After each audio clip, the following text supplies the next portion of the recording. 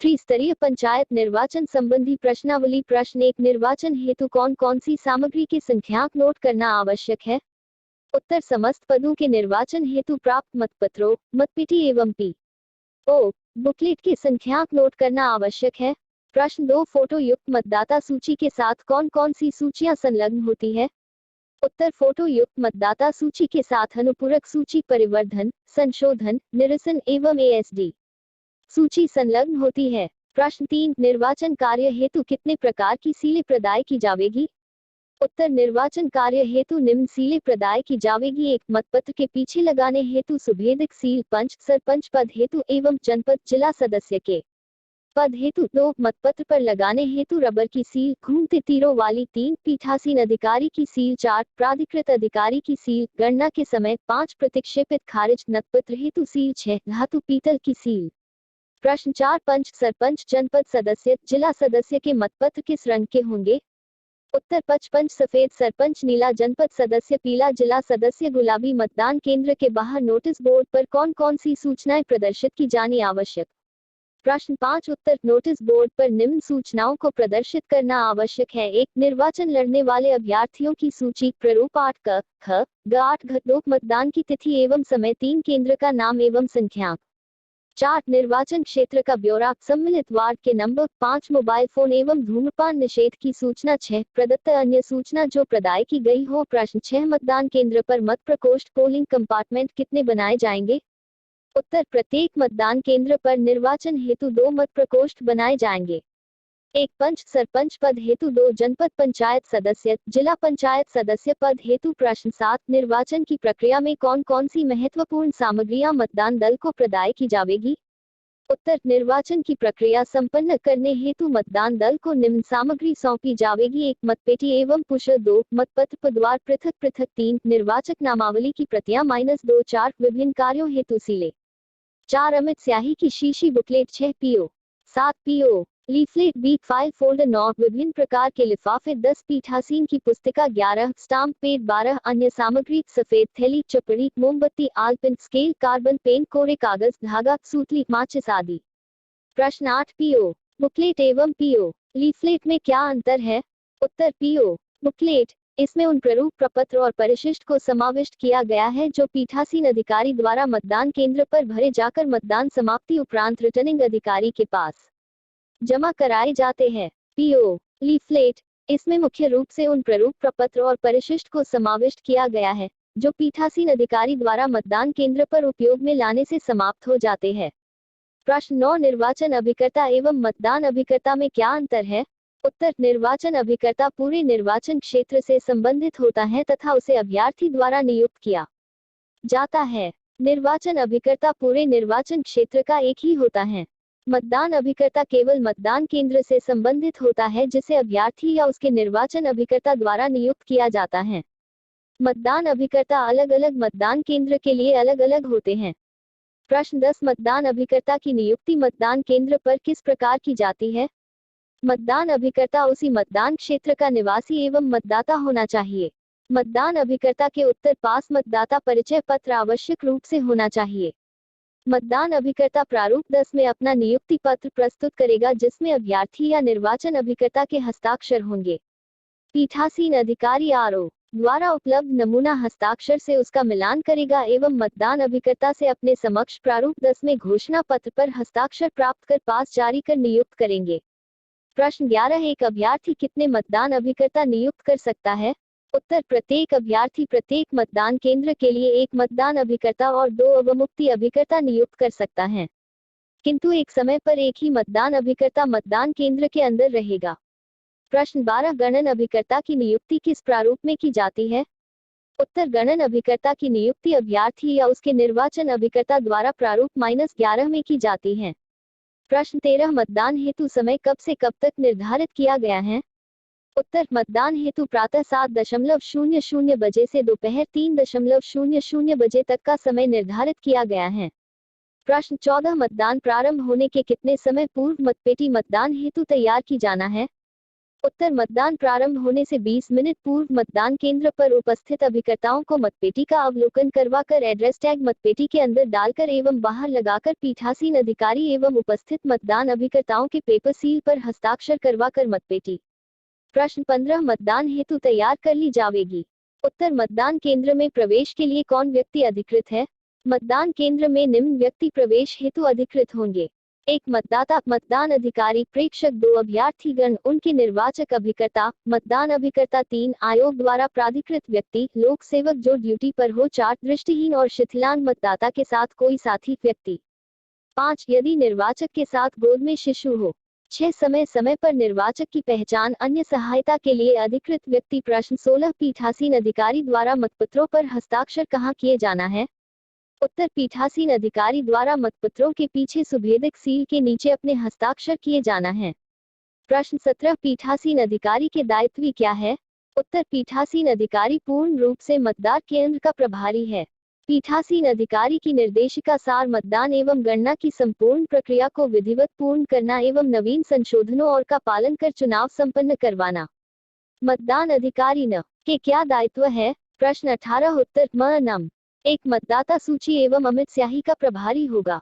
मतदाता की पहचान फोटो युक्त मतदाता पर्ची सहित घोषित 23 वैकल्पिक दस्तावेजों से करना तथा मतदाता की सही पहचान हो जाने पर म अन 1 मतदाता का निर्वाचक क्रम संख्या को जोर से इस प्रकार उच्चारित करेगा जिससे एजेंट और म 2 एवं 3 सुन सके। चिन्हित प्रति में संबंधित मतदाता पुरुष होने पर प्रविष्टि को पेन से तिर्यक रेखा इस प्रकार खींचेगा कि मतदाता का फोटो ना करें। लाल इसी प्रकार महिला मतदाता की स्थिति में निर्वाचक की क्रम संख्या पर गोला लगाकर तिर्यक रेखा खींचेगा तथा अन्य मतदाता के लिए निर्वाचक की क्रम संख्या पर सही का निशान लगाकर तिर्यक रेखा खींचेगा तथा मतदाता के बाएं हाथ की तर्जनी पर आड़ी रेखा से नाखून के अंत तक अमित स्याही लगाएगा। मतदान अधिकारी नम 2 के क्या दायित्व है? प्रश्न 19 उत्तर म नम 2 पंच एवं सरपंच के मतपत्रों का प्रभारी अधिकारी होगा। यह मतपत्र के प्रतिपूर्ण पर के आवश्यक प्रविष्टि कर मतदाता के हस्ताक्षर अंगूठा प्राप्त कर पंच एवं सरपंच पद के मतपत्र के साथ एरोक्रॉस रबर की सील घूमते तीरों वाली सील मतांकन हेतु मतदाता को देगा एवं मतांकन के पश्चात सील वापस लेगा। प्रश्न 20 मतदान अधिकारी नम के क्या दायित्व है? उत्तर म नम 3 जनपद पंचायत सदस्य और जिला पंचायत सदस्य के मतपत्रों का प्रभारी अधिकारी जनव होगा। यह भी म अ नम 2 की तरह प्रक्रिया कर मतदाता को जनपद पंचायत सदस्य एवं जिला पंचायत सदस्य के मतपत्र मतांकन करने हेतु जारी करेगा। प्रश्न 21 मतदान अधिकारी नम का क्या दायित्व है? उत्तर म नम 4 मतपेटी का प्रभारी अधिकारी होगा। यह अपनी निगरानी में मतदाता से पंच, सरपंच और जनपद पंचायत सदस्य, जिला पंचायत सदस्य के मतपत्रों को मतपेटी में डलवाएगा। प्रश्न 22 चैलेंज वोट अभ्याक्षेपित मत से क्या आशय है एवं इसकी क्या प्रक्रिया होगी? कोई अभ्यर्थी या उसका निर्वाचन मतदान अभिकर्ता मतदाताओं की पहचान को चुनौती दे सकता है। अभ्याक्षेपकर्ता को 5.00 रुपए की राशि जमा करनी होगी। राशि जमा न करने पर अभ्याक्षेप ग्रहण नहीं किया जाएगा। रकम दिए जाने के पश्चात अभ्याक्षेपकर्ता को उसकी रसीद दी जाएगी। उत्तर अभ्याक्षेप किए गए व्यक्ति को शास्ति के बारे में बताया जाएगा। प्रारूप -12 में चुनौती दिए गए मतों की सूची में उसका नाम व पता लिखेंगे व उसे हस्ताक्षर करने या अंगूठे का निशान लगाने के लिए कहेंगे। यदि वह ऐसा करने से इनकार कर दे तो उसे मत देने की अनुज्ञा नहीं देंगे। यदि अभ्याक्षेपकर्ता चुनौती सिद्ध करने में असफल हो जाता है तो अभ्याक्षेप अस्वीकार हो जाएगा और अभ्याक्षेपित व्यक्ति मतदान करेगा तथा फीस सरकार के पक्ष में जब्त होगी। प्रारूप 12 तथा रसीद में जब्त शब्द लिखा जाए। अभ्याक्षेपकर्ता अपनी शिकायत लिखकर उस करने में सफल हो जाता है तो पुलिस थाने को को ड्यूटी पर तैनात पुलिस को सौंप देंगे तथा फीस अभ्याक्षेपकर्ता को दी जाएगी तथा प्रारूप 12 में प्रविष्टि कर रसीद बुक के कार्यालयीन लौटा प्रति पर उसकी प्राप्ति रसीद ली जाएगी। प्रश्न 23 अन्य टेंडर वोट निविदत मत से क्या आशय है एवं इसकी क्या प्रक्रिया होगी?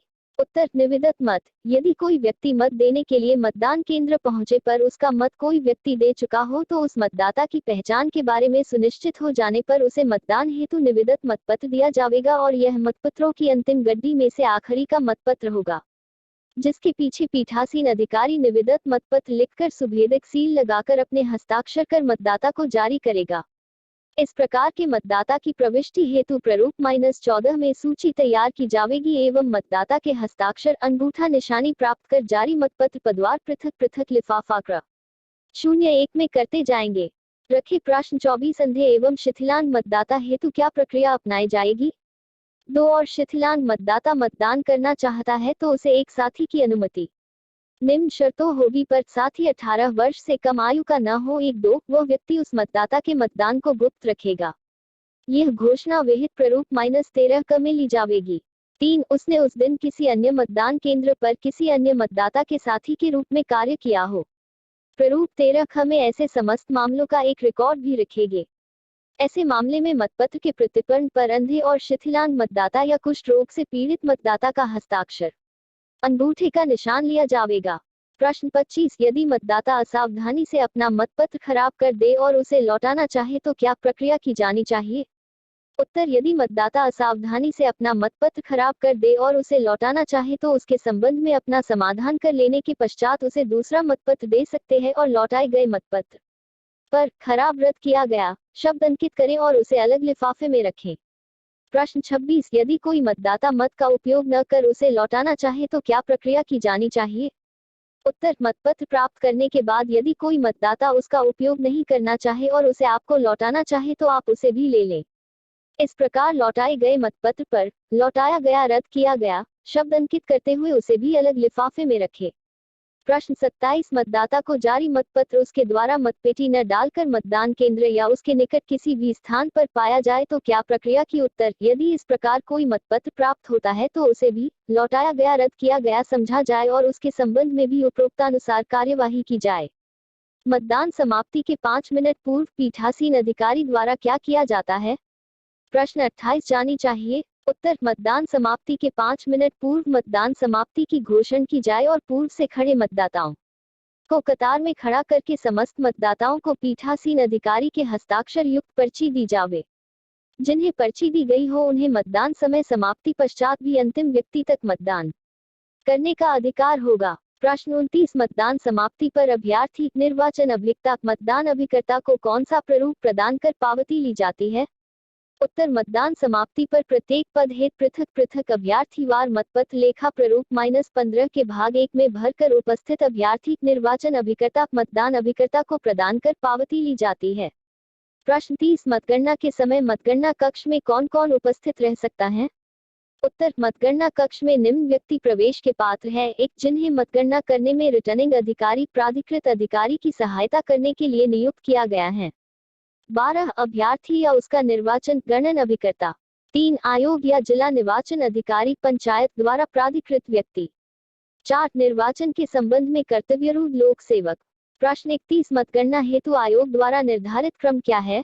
उत्तर मतगणना हेतु पदवार सर्वप्रथम पंच पद की गणना उसके बाद सरपंच पद की गणना तत्पश्चात जनपद पंचायत सदस्य के पद की गणना तथा अंत में जिला पंचायत सदस्य पद की गणना की जाना निर्धारित है। प्रश्न 32 मतगणना प्रक्रिया किस प्रकार संपन्न की जाएगी?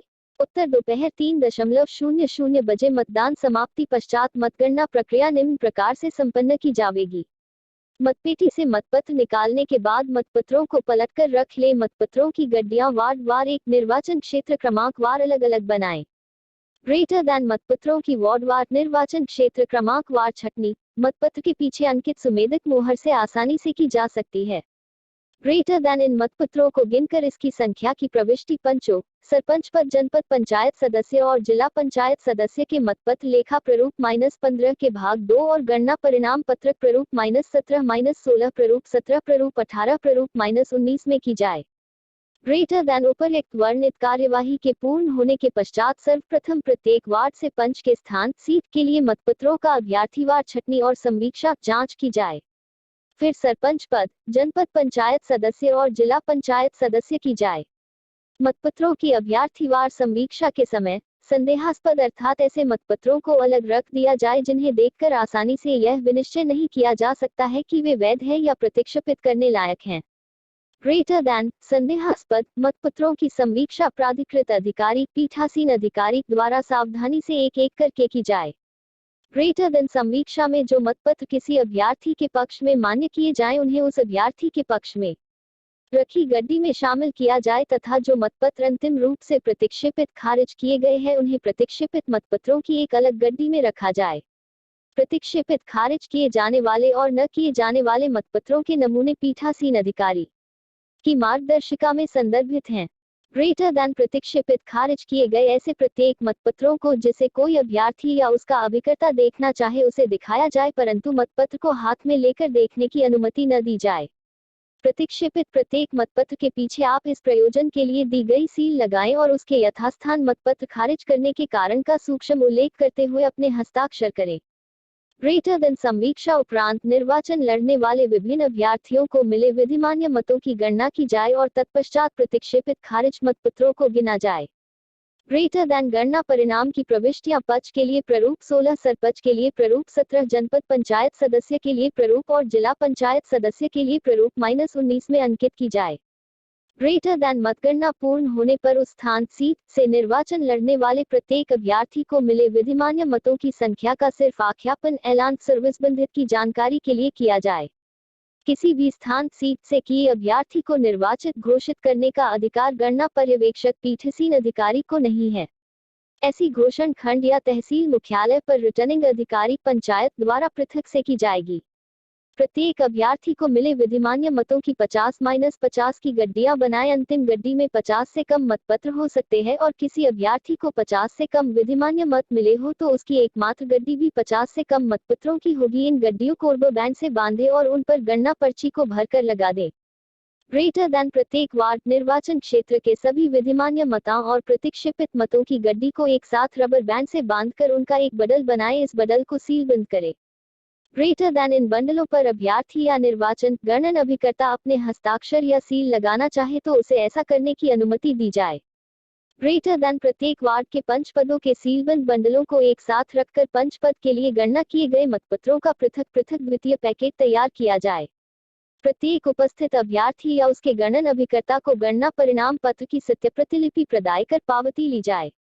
पावती को लिफाफा क्रमांक 06 में मतों की गणना परिणाम प्रारूप 16, प्रारूप -17, प्रारूप 18, प्रारूप 19 के साथ पृथक पृथक रखें। निर्देशानुसार मतदान मतगणना सामग्री प्रथम पैकेट, द्वितीय पैकेट, लिफाफे एवं बची हुई अन्य सामग्री वापसी हेतु तैयार करें। प्रश्न 33 मतों की पुनर्गणना हेतु क्या प्रक्रिया की जाएगी? उत्तर मतों की पुनर्गणना हेतु निम्न प्रक्रिया की जाएगी। विधिमान्य मतों की संख्या का आख्यापन किए जाने पर यदि कोई अभ्यर्थी या उसकी अनुपस्थिति उसका निर्वाचन अभिकर्ता या गणन अभिकर्ता चाहे तो मतपत्रों की पुनर्गणना की मांग कर सकता है। पुनर्गणना के लिए आधारों का वर्णन करते हुए लिखित में आवेदन करना होगा। ऐसा करने के लिए आख्यापन के पश्चात कुछ समय दें। ग्रेटर दैन प्राप्त आवेदन में उल्लिखित आधारों के ब्यौरे में विचार करें। आप आवेदन को पूर्णतः या अंशतः मंजूर कर सकते हैं। ग्रेटर दैन यदि आवेदन तुच्छ युक्तियुक्त कारणों पर आधारित हो तो उसे अमान्य कर सकते हैं, किंतु यह आपका ऐसा हर विनिश्चय कारणों सहित लिखित में होना चाहिए। यदि आप पुनर्गणना हेतु प्राप्त आवेदन पत्र को पूर्णतः या अंशतः स्वीकार करते हैं तो अपने विनिश्चय अनुसार मतपत्रों की पुनर्गणना करें। ग्रेटर दैन पुनर्गणना के पश्चात गणना परिणाम पत्र को आवश्यकतानुसार संशोधित करें। किए गए संशोधन के पश्चात प्रत्येक अभ्यर्थी के प्राप्त विधिमान्य मतों की संख्या का पुनः आख्यापन ऐलान करें। ग्रेटर दैन पुनर्गणना से आशय प्रत्येक मतपत्र की पुनः समीक्षा, जांच और पुनर्गणना से है। चाहे वह किसी उम्मीदवार के पक्ष में दिया गया वैध मतपत्र मानकर उसकी गड्डी में रखा गया हो अथवा प्रतिक्षेपित खारिज किया गया हो। उपरोक्त कार्यवाही के पश्चात गणना परिणाम पत्र को पूरा भरकर उस पर अपने हस्ताक्षर करें। इसके बाद पुनर्गणना के लिए कोई आवेदन पत्र ग्राह्य नहीं होगा। प्रश्न 34 मतदान मतगणना सामग्री कैसे जमा की जाएगी? उत्तर प्रथम पैकेट अंतर्गत निम्न सामग्री फाइल फोल्डर में क्रमानुसार जमा की जाएगी। मतदान अभिकर्ता की नियुक्ति पत्र प्रारूप 10, मतगणना अभिकर्ता की नियुक्ति पत्र प्रारूप 11।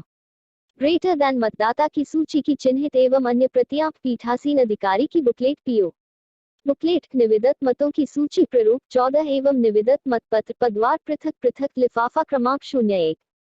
ग्रेटर देन नोट, यदि निवेदित मतपत्रों की संख्या निरंक है तो निरंक सूची लिफाफे में रखने की आवश्यकता नहीं है।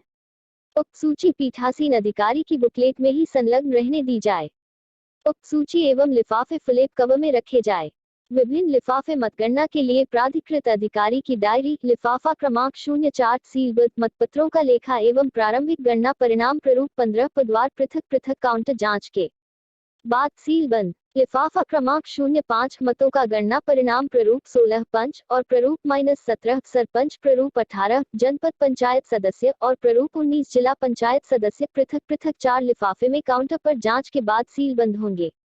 लिफाफा क्रमांक 06 रद्द किए गए मतपत्र पदवार पृथक पृथक सीलबंद। लिफाफा क्रमांक 07 उपयोग में लाए मतपत्रों के प्रतिपूर्ण का लिफाफा पदवार पृथक पृथक सीलबंद। लिफाफा क्रमांक 08 मतदाता को जारी नहीं किए गए मतपत्र पदवार पृथक पृथक सीलबंद। लिफाफा क्रमांक 09 मतदान मतगणना से संबंधित विविध कागजात पदवार पृथक पृथक। लिफाफ क्रमांक 10 द्वितीय पैकेट गणना किए गए मतपत्रों के बंडल, पंच पद, सरपंच पद, जनपद पंचायत सदस्य पद, जिला पंचायत सदस्य पद के लिए पदवार पृथक पृथक। लिफाफे में सीलबंद। अन्य महत्वपूर्ण सामग्री कैसे जमा की जाएगी? प्रश्न 35 उत्तर अन्य महत्वपूर्ण सामग्री निम्न प्रकार से जमा कर पीठासीन अधिकारी की मार्गदर्शिका अभ्याक्षेप राशि यदि हो तो लिफाफा, अमिट स्याही, बैंगनी रंग का स्टाम्प पैड, सुभेदित मोहर, एरोक्रॉस रबर की मोहर, पीठासीन अधिकारी की धातु की मोहर, खाली मतपेटी, बची हुई अन्य सामग्री, कपड़े की थैली, पीठासीन अधिकारी की लीफलेट।